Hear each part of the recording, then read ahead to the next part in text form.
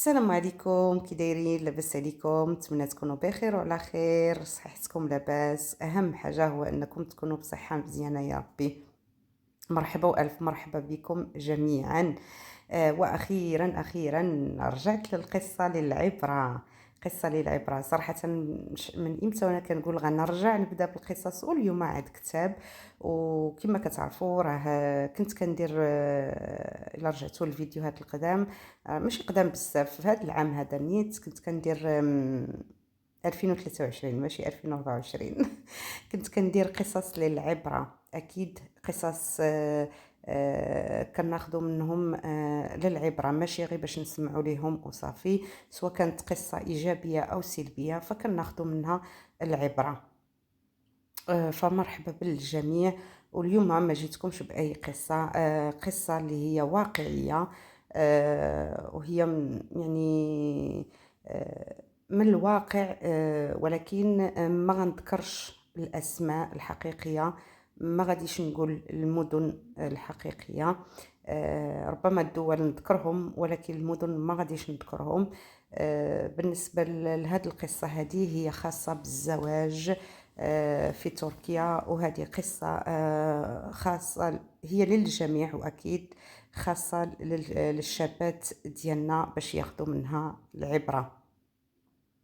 فمرحبا والف مرحبا. ولكن قبل ما نبداو في الاستماع ديال القصه نقول لكم ما تنسونيش من اللايكات ديالكم ومن التعاليق ديالكم باش تشجعوني اكثر نزيدكم من هاد القصص هادو. فمرحبا والف مرحبا في الجديد. ولكن قبل سيروا جيبوا واحد الكويس ديال القهوه، ولا جيبوا واحد البراد ديال الاتاي بالنعناع ولا بالشيبه ولا بالزعتر، المهم باش تجلسوا نتوما كتسمعوا لهاد القصه هذه وانتم كتشربوا في اتاي اولا القهوه ديالكم. يلا نخليكم مع القصة على بركة الله. في مدينة من المدن المغربية ديالنا كانت واحد البنت سميتها نادية، واللي في العمر ديالها 19 سنة. كانت وحيدة ديال والديها، كانت بوحديتها يعني ما عندهاش خوتها، وكانت مفشة من عند والديها، يعني اي حاجة بغاتها كتلقاها. الام ديالها خصوصا من عند الام ديالها كتوفر ليها اي حاجه، والوالد ديالها حتى هو يعني كانت اللي طلباتو كيوجدوا ليها. قرات حتى لسانكياماني، من بعد ما بغاتش تكمل القرايه ديالها. عياو الوالدين ديالها ما يشجعوا فيها، حاولوا انهم يتقلقوا عليها، رغموها، ومع ذلك ما بغاتش تكمل القرايه ديالها. صافي ديك الفكره انها تكمل القرايه لا، خصوصا انه صاحبتها المقربه واللي هي سميره، الاسم ديالها سميره، كانت جات تقدم ليها واحد تركي وتزوجت به، دارت العرس في المغرب، دارت عرس كبير وفرحوا معها صحاباتها ومنهم ناديه وعائلتها وداكشي، ومشات لتركيا. فمن تما ناديه مبقاتش باغا تكمل القرايه ديالها، ولات الفكره ديالها انها خصها باي طريقه انها تخرج خارج المغرب. يعني كتبقى جالسه كتفرج غير في الافلام ديال الهجره، كتفرج غير في البرامج ديال الهجره، دائما موضوعها يعني كتفكر غير في الهجره. كانت ناديه وسميره كانوا صحابات، يعني متقربين بزاف، يعني كانت صاحبتها الوحيده. فسميره واخا مشات لتركيا مع الزوج ديالها بقات على اتصال مع ناديه، تيبقاو يهضروا دائما في التليفون، راكم عارفين في الواتساب بابل فيديو. وهذه كانت كل مره كتسافر سميره او كتمشي لشي بلاصه كانت كتوريها يعني في ابل فيديو فين مشى، والكادويات اللي كان كيجيب ليها الزوج ديالها. الدار ديالها كانت تبارك الله، كان راجل يعني مسك عليه الله، يعني الحمد لله كانت المهم عايشه مزيانه. وحتى باش جا يعني لدارهم باش المغرب باش يتقدم ليها، يعني ناديه كانت حاضره معها وشافت الكادويات اللي جاب. المهم كبر بسميره باش جا لدارهم باش جا يتقدم ويخطبها.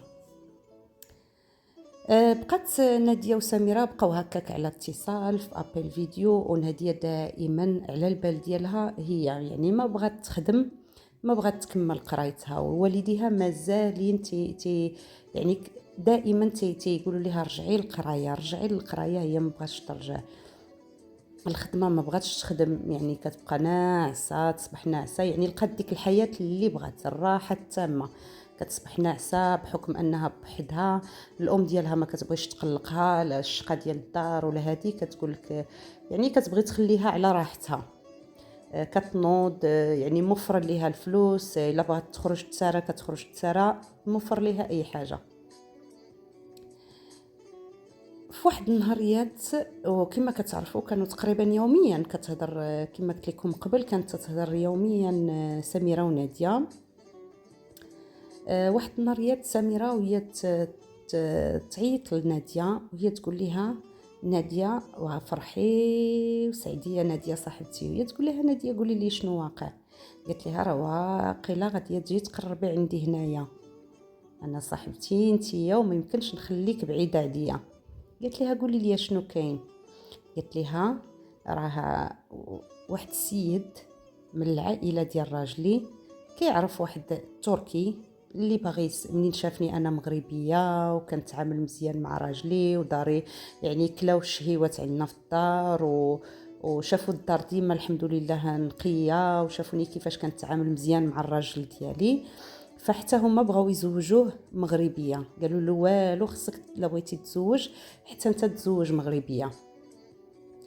فقالت ليها انا يا شنو اول وحده بنت ليا قالت ليهم راه كاينه واحد صاحبتي سميتها ناديه مغربيه حتى هي عندها 19 عام، الا بغيتو تزوجوها ليه.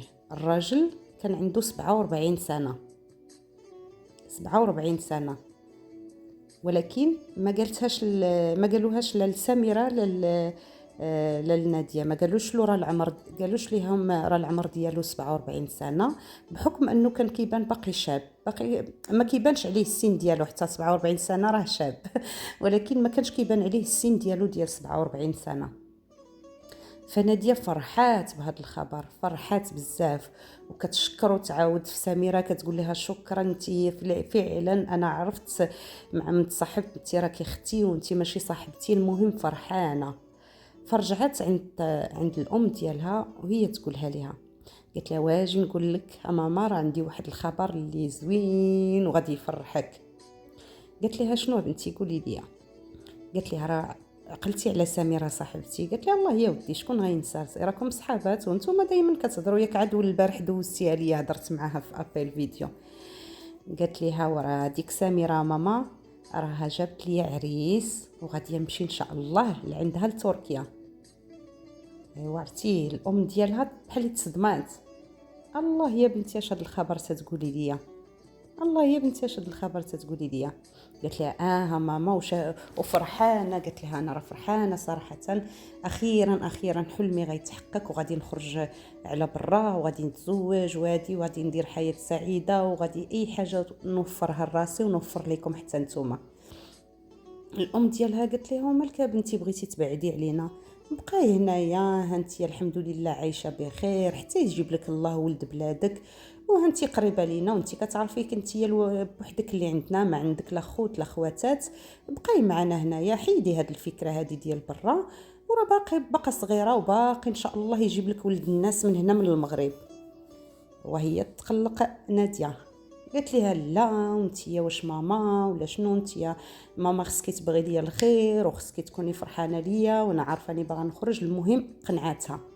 قالت لها واش شوفي يا بنتي، قالت لها بالنسبه لي انا راني ما مقتنعاش، ولكن داكشي كتبقى حياتك وغنخلي لك الحريه ديالك، ولكن خصنا نتشاوروا مع الاب ديالك.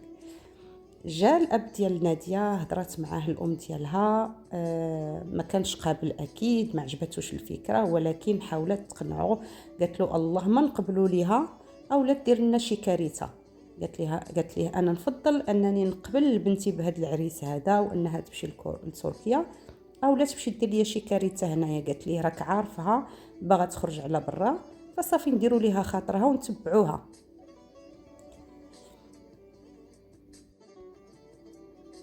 فالمهم قبلوا بداك العريس. عيطت لهم سميره، عيطت للوالدين ديال ناديه باش تاكد لهم الخبر. قالوا لها هو بنتي حنا راه غير دايرين متبعين ناديه وصافي، حنا راه ما موافقينش 100%، ولكن ديروا خاطر لبنتنا والله يجعل كل شيء مبارك ومسعود. سميرة قالت الام ديال نادية، قالت لها شوفي خالتي، قالت لها راه انا راه زعما عايشه بخير وهادي، واخا نادية غادي تسكن في واحد المدينه شويه بعيده عليا، ولكن راه في نفس الدوله، راه غنبقى نمشي نسول فيها، غتجي عندي، المهم راه غنتهلا لكم في بنتكم. قالت لهم راه راه اختي ماشي صاحبتي، وكونوا هانيين من جهتها. قالت لها امها مرحبا.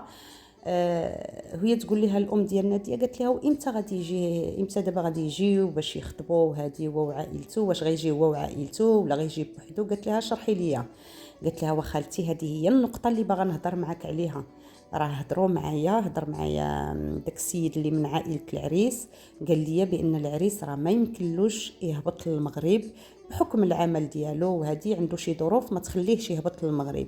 فناديه غديروا ليها الباسبور ديالها وغادي تجي عندنا هنا لتركيا، وديك الساعه راه غادي نديروا ليها العرس مباشره، غير غتجي غتزوج مباشره باش تمشي لدار راجلها. الوالدين ما عجبهمش الحال، ولكن واخا هكاك باش ما يقلقوش ناديه غاديين معاها وتيقولوا الله يجعل كل شيء مبارك ومسعود. هذه هي الكلمه اللي في الفم ديال والديها، يعني غير واخا ما يعني ما مرتاحينش، ولكن غير داير الخاطر لبنتهم وصافي. نادية دارت الباسبور، والمهم وجدت الباسبور على اساس باش غاديه تمشي لتركيا. وهي تقول واحد النهار جالسه هي والام ديالها، قالت لها انا دابا ماما غنتزوج وغنمشي بلا عرس وتا حاجه، كيفاش غيعرفوني هنا صحاباتي؟ شتي سميره دارت العرس وكل شيء عرفها تزوجت بتركي وكل شيء، دارت العرس يعني كبير وهادي كيفاش انايا نمشي وما يعرفني حتى واحد راني غادا مزوجه؟ قالت لها لا ماما، انايا بغيت ندير العرس بحال سميره. ايوا الام مسكينه والاب يعني غير متبعين بنتهم الوحيده وما باغينش يخسروا ليها خاطرها. ناضوا داروا العرس، يعني عرس كبير، داروه الناديه بالنقافه بالقاعه، المهم عرس على حقه وطريقه متول، ولكن ناقصوا العريس. ناقصوا العريس. فهنايا قبل ما نكمل القصه ديالي، نزلوا وقولوا لي واش في التعاليق واش نتوما متفقين مع هذه القضيه هذه، البنات اللي كيديروا عرس بلا عريس؟ خليوها لي في التعاليق وانا غنكمل معكم القصه دابا. كما قلت لكم دارت ناديه العرس بلا عريس، يعني كان متول من كل شيء، ناقصو غير العريس. المهم فرحات براسها، طلعت العماريه. صافي من مور داك كل شيء عرف ناديه راه غتزوج، راه تزوجت في تركيا، راه غتمشي لتركيا. ولكن العريس ما يقدرش يحضر ديك الوقيته. فكمل العرس لغت ليه، ناديه قطت الطياره ومشات لتركيا.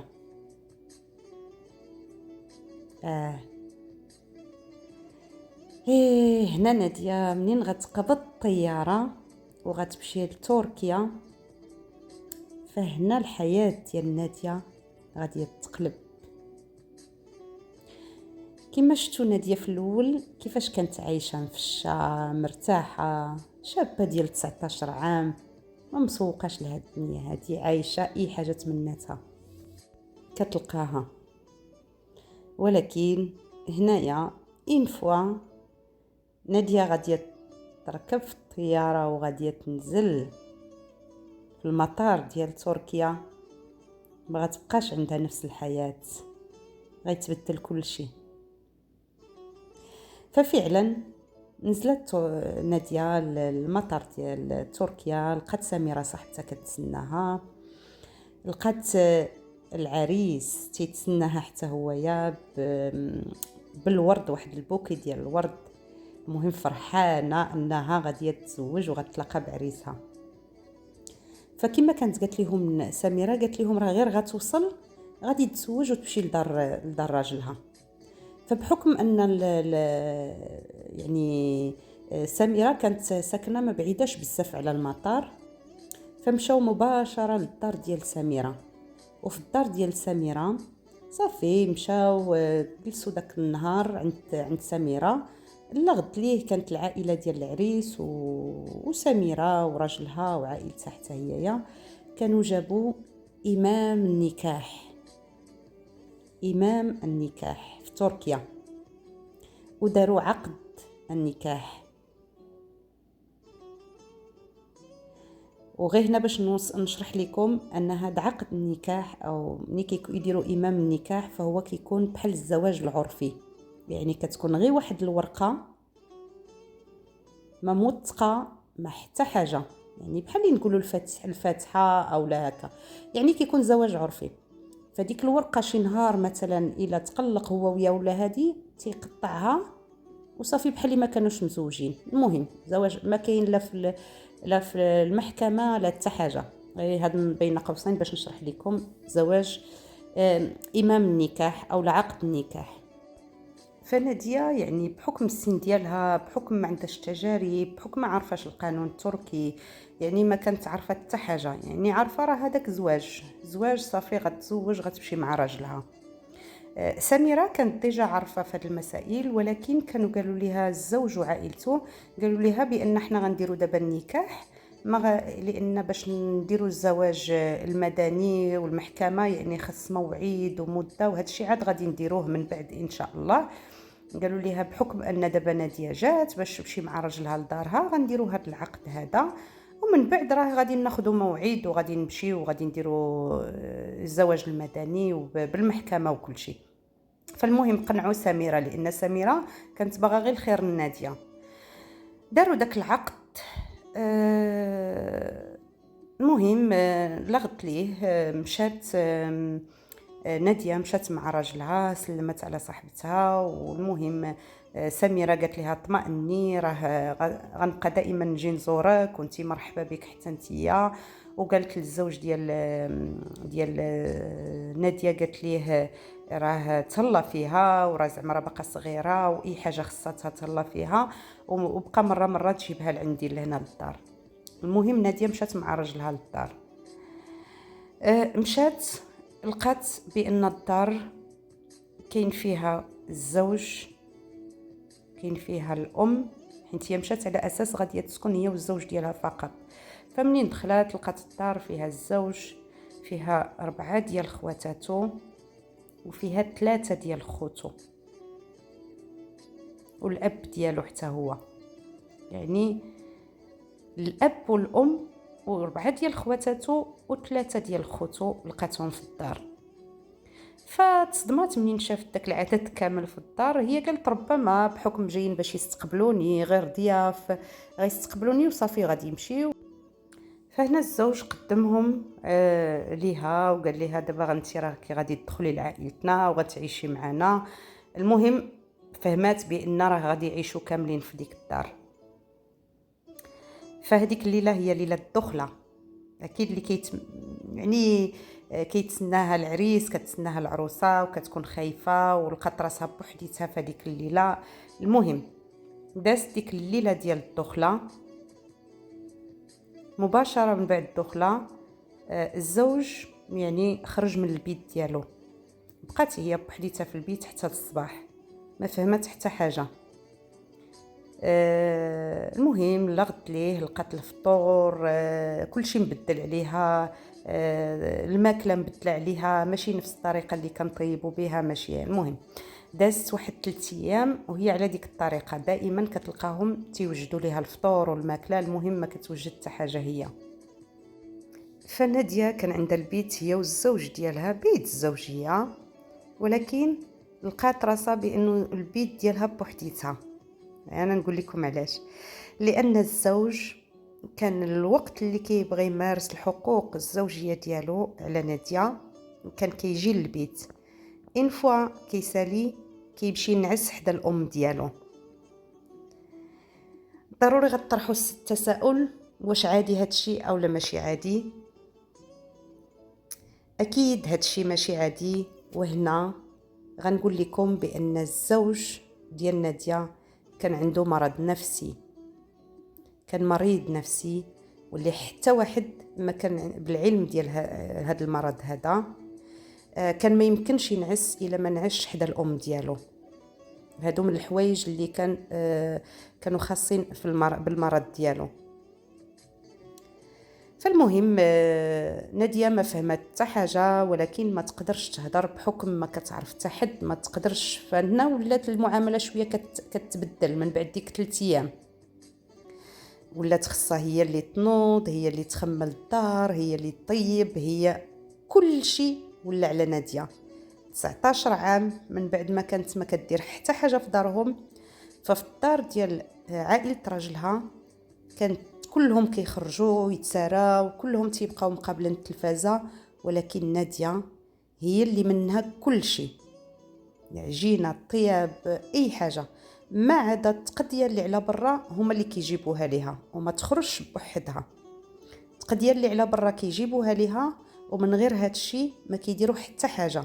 هي اللي خصها تطيب ليهم كاملين وتجمع الدار كامله وتخمل وتطيب وتصبل ليهم كاملين.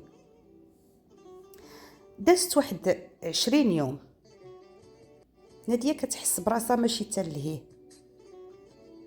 حاشاكم كترد المهم واحد الحاله اللي استغربات ليها، ما موالفاش كتجيها هاد الحاله هادي. فكان عندها واحد الشك انها تكون حامله. فعلا دارت التيست ولقات راسها حامله. غتقول لي 20 يوم حامله؟ فعلا تقدر يوقع حمل، لان كانت يعني المهم نهضروا باش حتى البنات يعرفوا هذه المساله هذه، ان من بعد العاده الشهريه يعني ملي كتكمل فالمراه تقدر تحمل مباشره. وناديه كانت يلاه كملات عندها العاده الشهريه ودازت في الدخله ديالها، دارت الدخله. المهم اعتذر، ولكن ضروري باش نشرحوا هذا الشيء. ها هو المرأة من بعد العادة الشهرية ديالها تقدر تحمل مباشرة، وهذا الشيء اللي وقع لنادية. فنادية من بعد التيست فرحانة أنها غتقول لراجلها بأنها حاملة، وغتقول لعائلته وغادي يفرحوا. فللأسف داكشي اللي توقعته نادية ما وقعش. ما وقعش، لأن غير قالتها للزوج ديالها وقالتها للأم ديالو، فالعكوزتها وخواتاتو بقاو كيعيروا فيها، كيغوتوا عليها، ضربوها كاملين، تحاموا عليها وبداو كيضربوا فيها على اساس ما يمكنش، يلا تزوجتي وغتحملي؟ لا، انت كنتي جايبه معاك داك الحمل، كنتي بغيتي تفلي على ولدنا، احنا ما نخليوكش تفلي على ولدنا، باغيه تفلي عليه وانتي حامله وما قلتي لينا والو. المهم ما تيقوش ان داك الحمل يقدر يكون من الولد ديالهم. فبقاو كيعاملوها معامله اللي هي خايبه بزاف، اكثر من الاول. يعني هي حامله وهما تيغوتوا عليها وتيضربوا فيها وهادي، وكل مره كيهدوها راه غير غادي تولدي وغنتاكدوا بان داك الولد ولدنا، ما غيبقاش عندك داك الولد. فكانوا كل مره كيهددوها. واحد النهاريات كانوا جالسين مجموعين، وهو يجي الراجل قدامهم، هو يشد ديك الورقه اللي كانوا داروا ديال النكاح، اكيد الموعد ديال الزواج وخذ موعد الزواج المدني وهذه راه ما بقاش، يعني حيدوه صافي، غير كتبوا ديك الورقه صافي، ما بقاوش يهضروا ليها على داك الزواج. فهو يشد ديك الورقه وهو يقطعها قدام ناديه وقطع مع عائلته، قال لهم انا المراه اللي تجي عندي حامله ما عندي ما ندير بها. فالمهم خواتاتو قالوا له راه المهم نخليو تنتاكدوا وهذه فعلا نتاكدوا واش فعلا ولدك ولا ماشي ولدك، باش لا كان ولدك غادي ناخذوه ليها وغنصيفطوها بحالها. قال لهم لا، الورقه قطعتها صافي تخرج عليا بحالها. فهنايا قنعوه على الاقل غير حتى تجي صاحبتها، يعيطوا لصاحبتها هي اللي عرفتهم بها وهي اللي كتحمل المسؤوليه. قالوا له نعيطوا لصاحبتها تجي بعدا وديك الساعه تديها معاها. فخرجت عيطت لسميرة، جات عندها سميرة، بداو كيهضروا مع سميرة وكتحاول سميرة انها توعيهم وتقول لهم زعما راه انسانه كنعرفها مزيان وما يمكنش دير هادشي اللي كتقولوا. كيقولوا لها لا راه ما يمكنش انسانه يلاه جات وتكون حامله. فشرحات لهم سميرة بان راه فعلا تقدر تحمل وهاش وقع. قالوا لها المهم احنا دابا ما بقيناش باغيين هاد السيده هادي، راه انفوا واكيد راه ماشي غير هو اللي كيهضر، راه حتى عائلته هما اللي كيهضروا اكثر منه هو. من بعد هو ما قطع ديك الورقه فصافي عائلته هما اللي ولاو كيهضروا. قالوا ليها شوفي، قالوا ليها انت دابا غادي تديها معاك، حنا ما غتبقاش معنا لان الولد قطع ديك الورقه. قال لها غير غتولد، الا كان الولد ولدنا راه غادي ناخذوه ليها، لان كتعرفوا في تركيا الولد ما تقدرش تاخذو وتديه معاها. يعني هما عندهم الحق انهم يحتفظوا بالولد ديالهم في بلادهم. فالمهم بقاو كيهددوا فيها. صافي سميرة نادية مشات مع سميرة. وللأسف مازال هنا الأخطاء كيوقعوا. أشنو دارت سميرة ونادية؟ فقرروا أنها دير الإجهاض. الإجهاض باغيين يصحوا خطأ بخطأ للأسف. فسميرة دات نادية الكلينيك وفعلا دارت الإجهاض، وبقات واحد 3 أيام تما في الكلينيك لأن كانت مريضة. المهم بقات واحد 3 أيام في الكلينيك ورجعت عند سميرة للدار، جلست معها واحد السيمانة. من بعد يعني ما تهلات فيها وقابلتها، ويعني صراحة كانت نعمة الأخت والصديقة لها. هادشي كامل اللي وقع لنادية والوالدين ديالها في المغرب ما على بالهم حتى حاجة، غير كتهضر معاهم في التليفون كتقول لهم راني مرتاحة وعايشة بخير. المهم ما بغات تقول لهم حتى حاجة، لأن سميرة قالت لها الا قلتيها لهم غادي تبرسطيهم وهما بعادين وغيتخلعوا عليك. فهنا شراو البي لنادية على اساس غادي ترجع للمغرب. فعلا شرت ليها البي سميرة، وصلتها للمطار. والديها كيتسناوها على اساس راه بنتهم تزوجات، ويلا دغيا وفرحانين، واو بنتنا تزوجات. راجلها يعني راه مزيان، يلاه تزوجات وغيخليها تجي تزورنا هنا للمغرب. المهم فرحانين تيتسناوها في المطار. فنزلات المغرب، مشات يعني حتى للدار. ايوا جلسات تما وعاودت لهم القصه ديالها المريره والحزينه.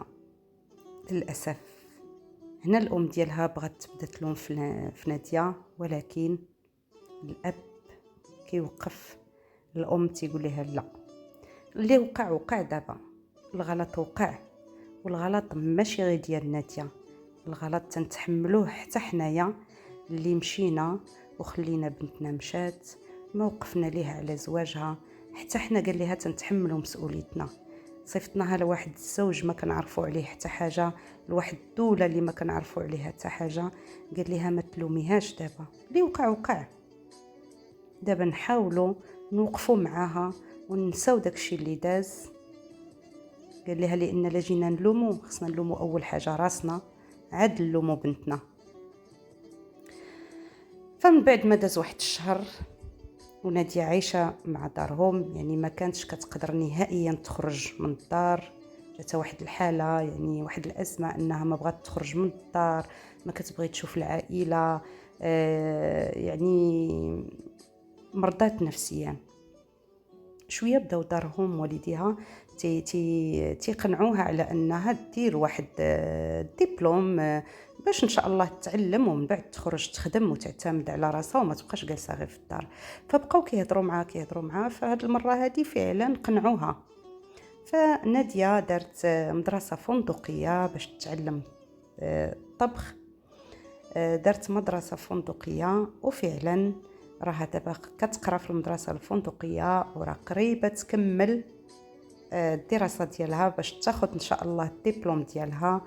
ونتمنوا ليها جميعا انها تكون يعني تنجح في الدبلوم ديالها، وان ربي يسهل عليها في شي خدمه وتنسى هاد كما كنقولوا هاد التجربه القاسيه اللي دازت عليها. فهنا كتسالي القصه ديالنا، واكيد قصه اللي فيها مجموعه ديال العبر ماشي عبره واحده. فمن بين العبر اللي غادي نقول لكم، انسان ما يتسرعش. هي زربات فرحانه باغا تمشي لخارج المغرب، يعني بلا ما تسول بلا حتى حاجه. ان الشابات اعطيو العز لراسكم. حنايا ولفنا مع والدينا من صغرنا تنعرفوا بان تيقول لك جلسي في الدار حتى يجي الراجل عندك ويكبر بك ويعطيك العز ديالك ويخطبك بعائلته ويدير لك يعني الشان والمرشان كما كنقولوا، وعاد ديك الساعه تمشي لدارك. يعني دائما المراه يعني تعطي العز ديالها لراسها، ما تقبلش اي حاجه فقط لانها باغا تخرج. والوالدين كذلك. والوالدين هذه من العبر ان الوالدين ما يتقبلوش اي حاجه كيبغيوها وليداتهم، خصهم يشوفوا المصلحه ديال وليداتهم، ما يشوفوش غير نرضيو وليداتنا فقط. لا، الا شفتوا واحد الخطا فما تخليوش وليداتكم يطيحوا فيه. واكيد كاينه مجموعه ديال العبر اللي ما غاديش نقولهم، ولكن غنتسناكم نتوما تكتبوهم لي في التعاليق. نتمنى انكم تكتبوا لي شنو العبر اللي خديتوا من هذه القصه هذه، وكيفاش جاتكم هذه القصه هذه. واكيد كنقولها دائما، نتمنى منكم تعطوني ملاحظاتكم الا بانت لكم طريقه السرد او لا شي حاجه بغيتوني نزيدها في القصه المره الماجيه او لا شي حاجه نقصها من القصه المره الماجيه. المهم نتمنى ارائكم على هاد القصه هذه من خلال التعاليق، وما تنسونيش من لايكات لايكات لايكات لايكات باش ان شاء الله نبقى نزيد نتشجع وندير لكم قصص وحدين اخرين، لان كاينين قصص بزاف وخصوصا انهم واقعيين. فهنا غنقول لكم شكرا لكم انكم شفتوا الفيديو حتى لهنايا، وكنقول لكم ما تنسونيش مره اخرى من لايكات لايكات لايكات لايكات والتعاليق ديالكم. وغنقول لكم حتى الفيديو الماجي ان شاء الله، وباي باي عليكم، مع السلامه، تهلاو لي فراسكم، والى فيديو قادم ان شاء الله. السلام عليكم، شكرا على المشاهده.